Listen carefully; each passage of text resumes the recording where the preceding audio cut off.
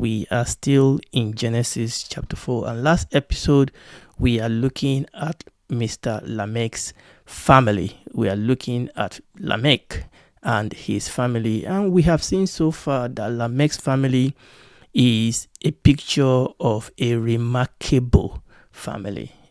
By all intent and standard, by all statistics, this is a remarkable family. And the commentator puts it this way: one daughter was the lovely, and 3 sons were the inventors of most of the arts which sustain and embellish life.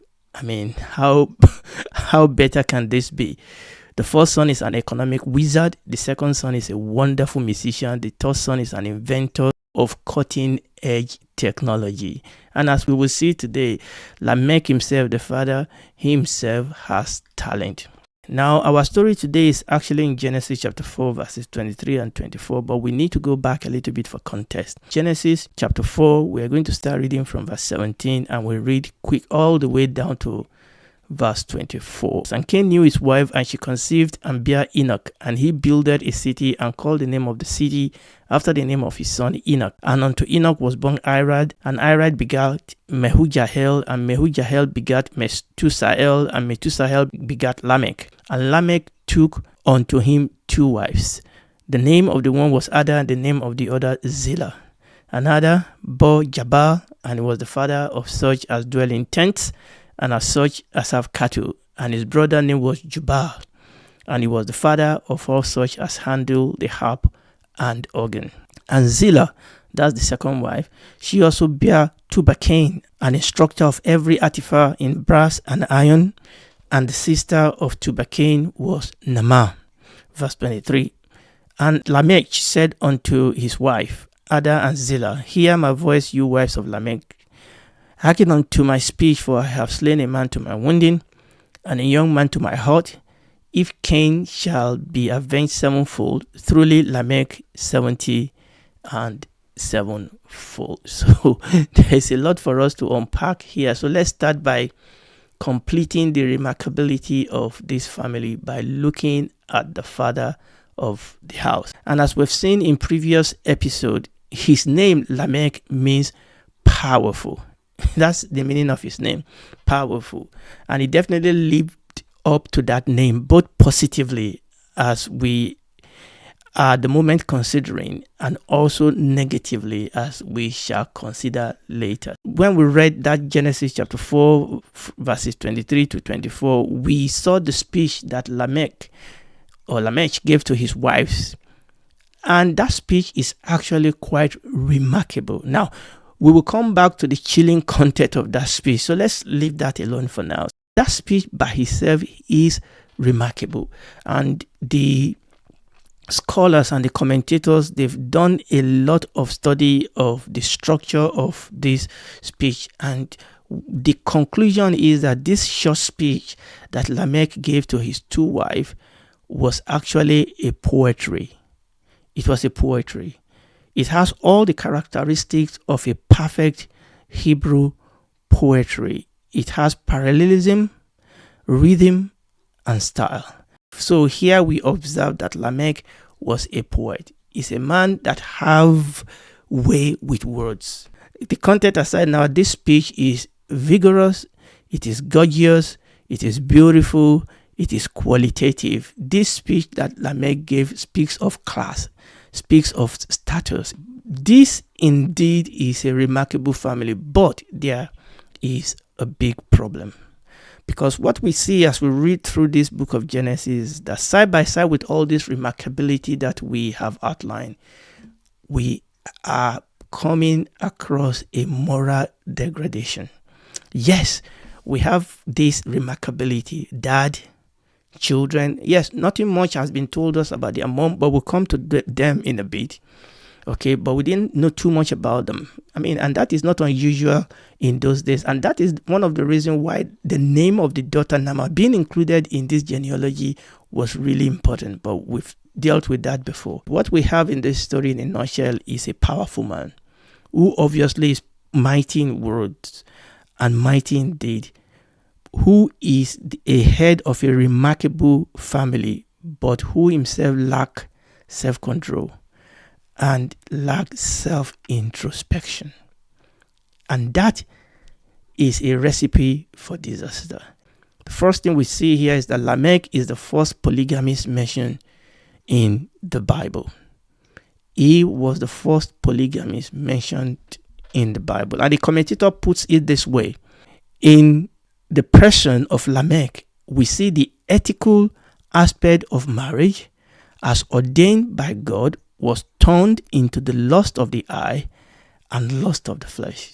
So in the person of Lamech, this institution that God has established, marriage, the institution of marriage, you see, the devil used Adam and Eve to rebel against God. The devil used Lamech to rebel against the institution of marriage. So in the person of Lamech, what we see is a challenge against the ethical aspect of marriage as ordained by God himself. So in a real way, the devil is using this man to challenge God, to challenge the institution of marriage, which is the unit of the society. That ethical aspect of marriage as ordained by God is now being turned into the lust of the eye and lust of the flesh. And this was a new evil. And you remember we said this, that what happened here is that as people grow in the blessing of God upon their lives to increase and multiply and subdue the earth, and they begin to manifest this, also sin is growing alongside. Cain was the first murderer. And as we shall discover later, Lamech was not far behind him. But Lamech is the first polygamist, at least the first that is recorded for us in the scripture. And let's look a little bit more into this. Remember, we are not doing this just for the purpose of head knowledge. We are taking lessons. It's not about Lamech, it's about us. Now, the name of Lamech's two wives are suggestive. So we're going to look into the two wives of Lamech. We don't know too much about them, but we want to see whether their name can give us an insight that will suggest to us as to how Lamech took his journey into polygamy. We know already that each of these two wives have two remarkable children each, and we have looked at that. But now let us look closer at their names, as these are highly suggestive. So we know that the name of the first wife is Ada, and the name of the second wife is Zillah. Okay, so what does Ada means? Ada means ornament. Ada means ornament. And Zillah means shade or shadow. Shade or shadow. Shade, which is symbolic of protection. Shadow, which is symbolic of transitoriness of life. Transitoriness. In other words, that life is transitory. It is temporary, something like a puff. So the transitoriness of life. So I will go over that again. So Ada means ornament, whereas Zillah means shade or shadow. So the question we want to ask ourselves is, did Lamech choose his first wife, that is Ada? Did he choose his first wife out of the lust of his eyes, out of the lust of the flesh, and out of the pride of life? I mean, that is what is in the world anyway. Okay? Now, I have to say the Bible did not clearly tell us one way or the other, but it's a question that I believe that is very relevant, especially as this story develop along this line. So did Lamech choose his first wife, that is Ada, that is ornament? And remember, names in that culture and in many of our culture is a prophetic revelation of that individual. Ada is all about ornament. Okay, I mean, why would you name your daughter ornament? You could name them lovely, you could name them beautiful, but she was named ornament. And the question we are asking ourselves is that, did Lamech choose his first wife out of the lust of his eyes, lust of the flesh, and pride of life? And if that is what he did, he will soon have discovered a truth that is recorded for us in the scripture about external beauty. Let us read Proverbs chapter 31, and then we are going to read the book of 1 Peter. Proverbs chapter 31, verses 30 to 31 from the New Living Translation. Charm is deceptive, and beauty does not last, but a woman who fears the Lord will be greatly praised. Reward her for all she has done. Let her deeds publicly declare her praise. Now let's read 1 Peter chapter 3, verses 3 to 4, which actually is saying the same thing like Proverbs. We are still reading from the New Living Translation. Don't be concerned about the outward beauty of fancy hairstyles, expensive jewelry, or beautiful clothes.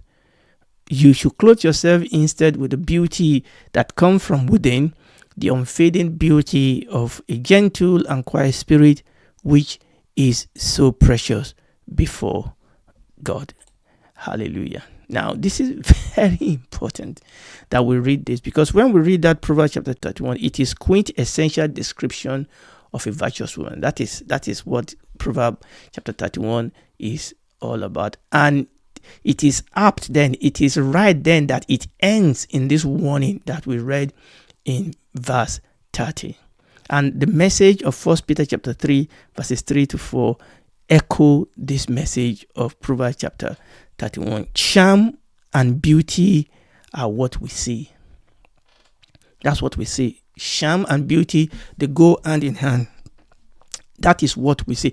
And beauty is not necessarily evil. The fact that we see them does not necessarily make them evil, but it means that they are temporary. Charm can be evil. Beauty can be evil. Beauty can be good. Charm can be good. Okay? But the thing is that even though by themselves they are not necessarily evil, but they are necessarily temporary. That means that they should not be the center of our life. They should not be the center to our self-worth and to our decision making. They should not be central to our self-worth and decision making. There are unseen beauty, 1 Peter tells us, there are unseen beauty of our inner beings. And the Bible says that these are eternal. There are unseen beauty of our inner being, and these are eternal. Proverbs speaks of a woman who fears the Lord. That is an internal, eternal beauty. And it concludes that such woman will be greatly praised. And Peter speaks of the unfading beauty of a gentle and quiet spirit. And he concluded by saying that such a woman, wait for it, is so precious before God. So precious before God. And it is important for us to take lesson from this. Remember, like we said, this is about us, because you and I, we are living in a culture that places great emphasis on external appearances. We are constantly being judged by how we look, what we wear, and all such things, especially being compared to an impossible standard that the society have set up for us, especially being fueled by all this celebrity culture, advertisement, and all this ideology that is all around us. And that is placing a lot of pressure on people, being constantly judged by the way we look, what we wear, which then mean as a result that we all go to great extent. We go to a great extent. We take great effort to enhance our appearances. And obviously there are multi-billion industry that cater for these frenzies, from dressing to cosmetic and even various surgical enhancement and augmentations. This pressure obviously is greater on women, but men are catching up. I was shocked when I read about men that are having surgical augmentation of their backside. I'm talking about men. I mean, for real. Okay? And this is the pressure that we are all under. The lesson for us is that as Christians, we should put much more effort into developing our inner beauty than what we invest on our outside appearances. Now, this is the point. That again, we are not saying, and I'm repeating that, I am not saying that external beauty of itself is evil. That's not what I'm saying. We are not saying that. But what we are saying is that external beauty is temporary and it will fade. You can tuck it up, you can paint it down, you can tighten it up, do whatever you want to do. Eventually, it will go south. It will fade. And if that is the basis of our life, if that's the basis of your self-worth, then it will take up all of our time. It will take up all of our attention, all of our resources, and we'll have little left to invest in what is real beauty. Here we are talking about a balance. We are not talking about, ignoring and, neglecting our, physical well-being. That's not what we are saying. Here we are talking about understanding what is real beauty and investing properly in our inner self. Our true value and beauty is who we are on the inside. I will say that again. My true value, your true value, your true beauty, my true beauty is who we are on the inside. And this is what will endure throughout eternity. And the Bible says that where our treasure is, that is where our heart will be. If I consider my external appearances to be my treasure, then that's where my heart will be. But if I understand that the true beauty, that the true value is who I am on the inside, then my heart will be there. And I will do everything possible to make sure that I have inner beauty. And how does that come? This is the reason why the Lord Jesus came to die for us. Let's read Matthew chapter 23, because it gives us a picture of what we are talking about. The Lord Jesus was talking to the scribe and to the Pharisees here. Matthew chapter 23, we are reading verses 25 to 28. Woe unto you, scribes and Pharisees, hypocrites, he says, for you have cleaned the outside of the cup and of the platter, but within they are full of extortion and excesses. Can you see that? Inside is full of degradation. Inside is full of evil. But we are just cleaning the outside. Verse 26, thou blind Pharisees, clean first that which is within the cup and the platter, that the outside of them may be clean also. Woe unto you, scribes and Pharisees, hypocrites, for you are like unto whited sepulchre, which indeed appear beautiful as outwardly, but are within full of dead men's bones, and of all uncleanness.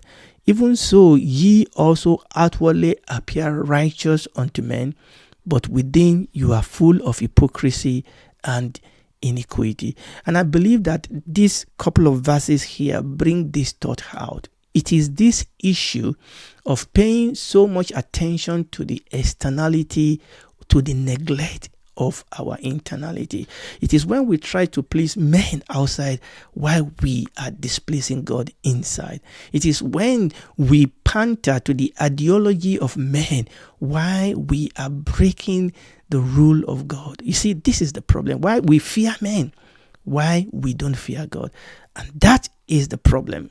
It is this hypocrisy of appearing outwardly, of paying attention to this outward appearance of righteousness when inside is full of hypocrisy and iniquity. Okay. And we are simply taking lesson. We simply don't know why Lamech married his first wife, okay? But we are taking lesson from suggestion from their name, okay? The name of the first wife is ornament. That is the name. That is what that name means. It means ornament. That is Ada, means ornament. And that must have an impact on this man. Again, like I said, we don't know why Lamech married his first wife, but we are taking lesson from the suggestion of their name. Obviously, we've only spoken of the first wife. And we are saying that if that was the reason why Lamech married her, and we are saying that the character of this man, as it's been unveiled to us now, tend to show that he is such a man that will have married a woman because of this type of consideration. And that if that is what he did, he will have faced this reality that the Bible tells us, that beauty is deceitful.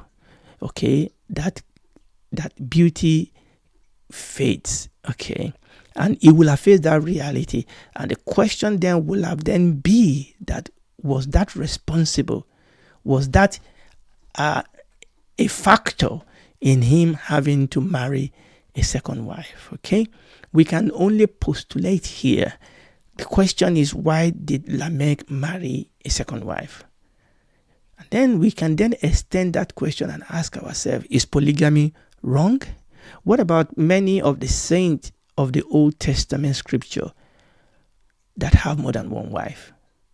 How do we explain that? So we are going to stop here. We are going to pick it up from here next episode. And we are going to try and look for some answers to this question. We are looking at this because this is important. Okay, this speaks into our life as Christian. And if you are listening to me tonight and you don't know Jesus Christ as your Lord and Savior, as far as you're concerned, you don't even know whether there's a Jesus, or if you know there's a Jesus, you think it's just, a character in a fictional story. No, it's not a character in a fictional story. He's the King of Kings and the Lord of Lords. He is God that came to help us, because this world will come to an end, and there is a spiritual world that we all belong to, that we are going to spend eternity with. And your destination, my destination in that world, depends on what I've done with Jesus in this life. For God so loved the world that he gave his only begotten Son, that whosoever believe in him will not perish but have everlasting life. God does not want any man to perish, but he wants them to be saved. And that is why Jesus Christ came, and that is why I am telling you this tonight, or whenever you are listening to this message. Come to him. Don't be deceived. There's life after death. There's punishment for those that did not take advantage of this provision of salvation. And I'm trusting God tonight that you will take advantage of that tonight. Just come to Jesus wherever you have. Just ask Jesus to save you, and he will. He will become your God, your Father. He will walk the rest of this life with you. And when this is all over, you can then spend eternity with him in the new heaven and the new earth. Do it right now.